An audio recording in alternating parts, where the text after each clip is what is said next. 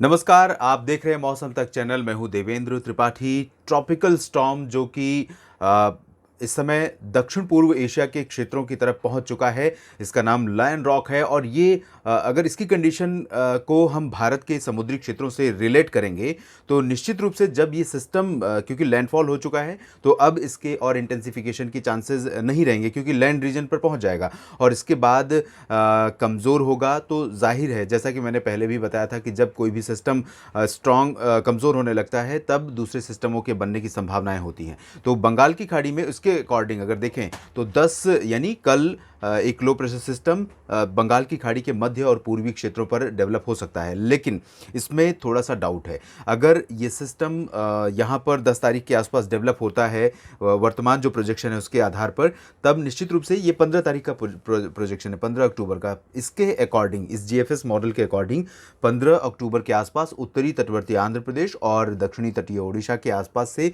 इसका लैंडफॉल हो सकता है और ये डिप्रेशन या डीप डिप्रेशन से ज़्यादा की इंटेंसिटी में नहीं जाएगा। लेकिन यहाँ पर एक ट्विस्ट है, एक चेंज है। चेंज मैं आपको बताता हूँ। फिलीपींस सागर पर एक नया सिस्टम डेवलप हुआ और ये सिस्टम इस समय साइक्लोनिक स्टॉर्म की कैटेगरी में फ़िलहाल नहीं है, ट्रॉपिकल स्टॉर्म की कैटेगरी में नहीं है। ये पहले मैं आपको दिखाता हूँ लायन रॉक के बारे में, जो हैनान प्रांत पर लैंडफॉल करने के बाद फिर से आगे बढ़ रहा है और ये थोड़ा सा समुद्री सफ़र इसको फिर करना पड़ेगा और उसके बाद ये वियतनाम और चीन के तटों पर, वियतनाम के तटों पर ख़ासतौर पर ये लैंडफॉल करेगा हनोई प्रांत में और इसके बाद फिर आगे बढ़ेगा। जिस समय हनोई पर लैंडफॉल इसका होगा उस दौरान भी इसकी इंटेंसिटी ट्रॉपिकल स्टॉर्म की रहेगी, सीवियर ट्रॉपिकल स्टॉर्म या टाइफून नहीं बनेगा। उसके बाद जब ये आगे बढ़ेगा और वियतनाम के मुख्य भागों की तरफ आगे बढ़ेगा तब इसकी जो इंटेंसिटी होगी वो थोड़ा कम हो जाएगी और डिप्रेशन बन जाएगा। तब जाहिर है ये आगे अगर ये सिस्टम यहाँ पर लीवरेज देता है तब जो बंगाल की खाड़ी की तरफ से आने वाली हवाएं हैं, ये हवाएं जो आप देख रहे हैं, ये हवाएं थोड़ी सी कमज़ोर इधर आने जो इन हवाओं का फ्लो है वियतनाम, थाईलैंड, म्यांमार और इन दक्षिण पूर्वी एशियाई देशों की तरफ, वो फ्लो कम हो जाएगा। यहाँ पर सिस्टम को डेवलप होने का मौका मिलेगा, इंटेंसिफिकेशन का मौका मिलेगा। लेकिन जो मैंने बताया कि ट्विस्ट है, ये ट्विस्ट क्या है मैं अब आपको दिखाता हूँ। एक नया सिस्टम फिलीपींस के पूर्वी भागों पर फिर से डेवलप हो रहा है। इस समय इसकी इंटेंसिटी की अगर मैं बात करूं, आज 9 अक्टूबर है, तो इस समय ये ट्रॉपिकल स्टॉर्म बन चुका है और इसका नाम मैरिंग होगा। ये फिलीपींस से अभी काफ़ी दूर है और अनुमान यह है कि अगले 4 दिनों तक इसका जो ट्रेवल रहेगा, इसका ट्रैक रहेगा, इस तरह से ट्रैक रहेगा। तो ये सिस्टम भले ही लायन रॉक कमज़ोर हो रहा है लैंडफॉल करने के बाद और अगले 24 घंटों में और वीक हो जाएगा, लेकिन यहाँ जो नया ट्रॉपिकल स्टॉर्म डेवलप हुआ है ये जब फिलीपींस के करीब पहुंचेगा, मैं अगर आपको दिखाऊं 11 के आसपास, ये अनुमान ये है कि 11 अक्टूबर के आसपास ये सीवियर ट्रॉपिकल स्टॉर्म बन जाएगा। इसके टाइफून बनने की आशंका नहीं है, लेकिन सीवियर ट्रॉपिकल स्टॉर्म भी बेहद ख़तरनाक होता है। इसके प्रभाव से फिलीपींस का जो उत्तरी रीजन है, इन भागों में लगभग 100 या 110 किलोमीटर प्रति घंटे की रफ्तार से हवाएं झेलनी पड़ेंगी। भीषण तबाही यहाँ पर बारिश मचा सकती है उत्तरी भागों में। इसके बाद ये आगे बढ़ेगा और फिर से हैनान प्रांत, हैनान चीन का प्रांत है और यहाँ पर अभी फिलहाल लायन रॉक ने लैंडफॉल किया है। उसके बाद ये सिस्टम लैंडफॉल करेगा और ये सिस्टम जब हैनान पर लैंडफॉल करेगा उस दौरान इसकी जो इंटेंसिटी रहेगी ट्रॉपिकल स्टॉर्म की रहेगी, थोड़ा सा वीक हो जाएगा और ये इसके जो लैंडफॉल की संभावना है 14 अक्टूबर के आसपास है।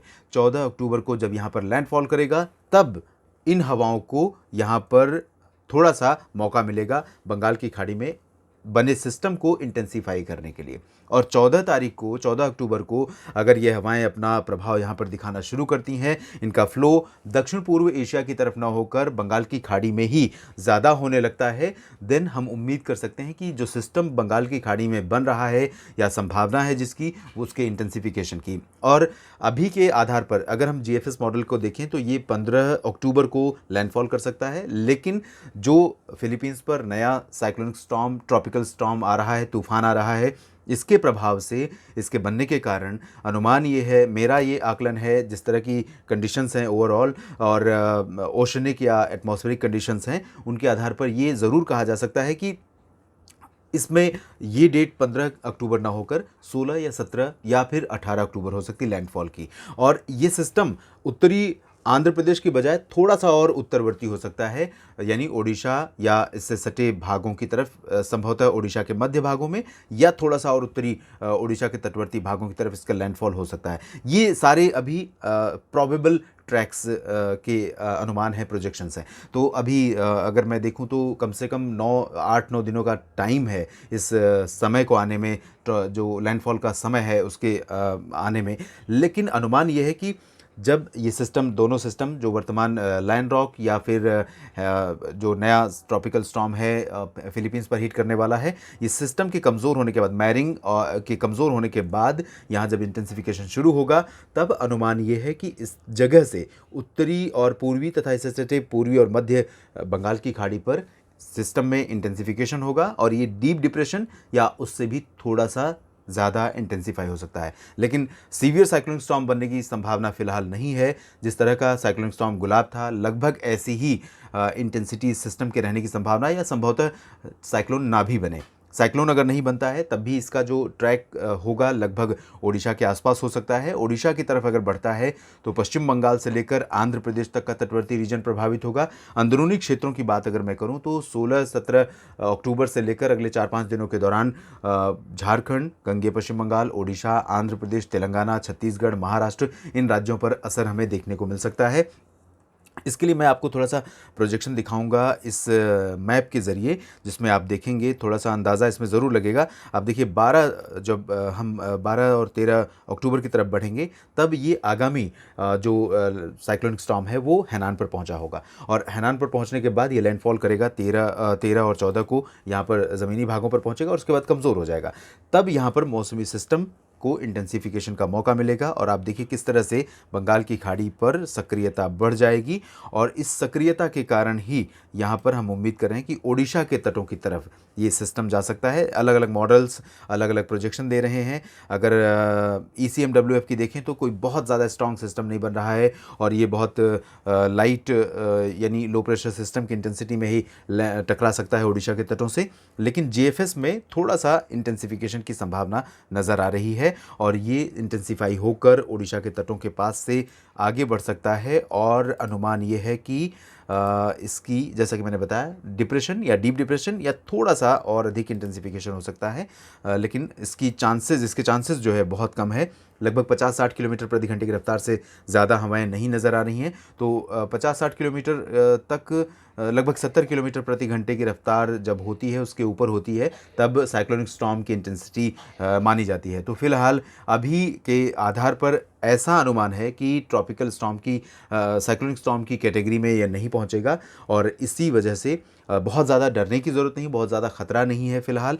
लेकिन अभी लंबा समय है तो बहुत ज़्यादा एग्जैक्ट कैलकुलेशन कर पाना थोड़ा सा मुश्किल है। लेकिन ऐसी संभावना है कि जब दोनों ट्रॉपिकल स्टॉर्म यहाँ पर लैंडफॉल कर चुके होंगे दक्षिण पूर्व एशिया पर, उसके बाद ही यहाँ पर सिस्टम डेवलप होगा। तो 15-16 अक्टूबर की बजाय अनुमान यह है कि 17-18 के बाद इसका लैंडफॉल या लैंड से टकराने का समय नज़दीक आएगा और उसके आधार पर इसका प्रभाव देखने को मिलेगा। फिलहाल अरब सागर में जो साइक्लोनिक सर्कुलेशन बना हुआ है, इस समय आप देखिए लंबे समय से इसका जो ओसिलेशन हो रहा है, कभी दक्षिणवर्ती तो कभी उत्तरवर्ती हो रहा है और इसी वजह से पिछले 24 घंटों के दौरान गुजरात के सौराष्ट्र रीजन में दक्षिणी भागों में कई जगहों पर वर्षा भी रिकॉर्ड की गई है। और इसी तरह से इसके जो ओसिलेशन है, कभी ये थोड़ा सा केरल और कर्नाटक के तटों की तरफ जाएगा, तो कभी ये महाराष्ट्र के तटों की तरफ पहुंचेगा और गोवा के तटों को प्रभावित करेगा। साथ ही साथ गुजरात के तटों पर भी इसका प्रभाव हमें देखने को मिल सकता है। देश के बाकी हिस्सों में फिलहाल उत्तरी क्षेत्रों से मानसून वापस लौट चुका है। जम्मू कश्मीर, गिलगित बाल्तिस्तान, मुजफ्फराबाद, लद्दाख, हिमाचल, उत्तराखंड और पंजाब, हरियाणा, दिल्ली, राजस्थान के लगभग सभी क्षेत्रों, उत्तर प्रदेश के पश्चिमी भागों से वापस हो चुका है और अनुमान यह है कि अगले 2 दिनों के दौरान ये उत्तर प्रदेश के सभी क्षेत्रों को वैकेट कर जाएगा, मध्य प्रदेश के तमाम इलाकों को वैकेट कर जाएगा। बारिश की जो इंटेंसिटी रहेगी आने वाले समय में, वो दक्षिणी गुजरात, दक्षिण पूर्वी गुजरात और सौराष्ट्र के दक्षिणी भागों में, महाराष्ट्र के मराठवाड़ा और मध्य महाराष्ट्र के दक्षिणी हिस्सों में तथा कोंकण गोवा रीजन में, साथ ही साथ गोवा, कर्नाटक, केरल, तमिलनाडु, आंध्र प्रदेश, तेलंगाना, इन भागों के साथ पुदुचेरी, लक्षद्वीप और अंडमान व निकोबार द्वीप समूह, इन सभी क्षेत्रों में बारिश की इंटेंसिटी काफ़ी अच्छी रहेगी। अंडमान व निकोबार द्वीप समूह में आने वाले कई दिनों तक, लगभग 1 सप्ताह 10 दिन तक का समय अगर हम देखें तो बारिश काफ़ी तेज़ होने की संभावना बन रही है और पूर्वोत्तर भारत के क्षेत्रों में फ़िलहाल लाइट टू मॉडरेट रेन होने की संभावना नज़र आ रही है। इस बुलेटिन में अभी इतना ही। आप बने रहिएगा मौसम तक चैनल के साथ। किस तरह से ये सिस्टम आगे बढ़ेंगे और कितना इम्पैक्ट डालेंगे भारत के समुद्री भागों पर और वहाँ पर बनने वाले मौसमी सिस्टमों पर, और उसके बाद ही इन सिस्टमों का इम्पैक्ट भारत के ज़मीनी भागों पर, लैंड रीजन पर देखने को मिलेगा। इस बारे में लगातार मैं नज़र रखूँगा और विश्लेषण करता रहूँगा, आपको अपडेट भी करूँगा कि आपके शहर, आपके राज्य पर आगामी सिस्टम का क्या इम्पैक्ट हो सकता है। आखिरकार हम सभी जानते हैं कि साइक्लोनिक स्टॉर्म को रोका नहीं जा सकता, या depression, deep depression, low pressure, किसी भी सिस्टम को हम रोक नहीं सकते, लेकिन प्रिपेयर्डनेस बेहद आवश्यक और सबसे ज़रूरी उपाय है, जिसे हम अगर पहले से जानकारी रहती है तो हम समय रहते जब हम ये उपाय कर लेते हैं, एहतियाती उपाय, तो जान और माल के नुकसान को कम से कम कर देते हैं। और यही हाल के वर्षों में देखने को मिला है। ओडिशा से लेकर तमिलनाडु तक जो पूर्वी भारत का पूर्वी तटीय क्षेत्र है, इन भागों में पर हिट करने वाले, लैंडफॉल करने वाले साइक्लोनिक स्टॉर्म के दौरान, और इस वजह से ही भारत की दुनिया के तमाम देशों ने तारीफ भी की है कि भारत ने जिस तरह से अब साइक्लोनिक स्टॉर्म के और अन्य मौसमी सिस्टमों को लेकर जिस तरह से तैयारियां शुरू की हैं, इसकी वजह से भारत में जान और माल के नुकसान को कम किया जा सका है। तो ये एहतियात के तौर पर ही जो कदम उठाए जाते हैं उसी वजह से संभव है। इसलिए पहले से ही अलर्ट रहना और प्रिपेयर्डनेस रहना ये बेहद ज़रूरी है। इस बुलेटिन में इतना ही। धन्यवाद।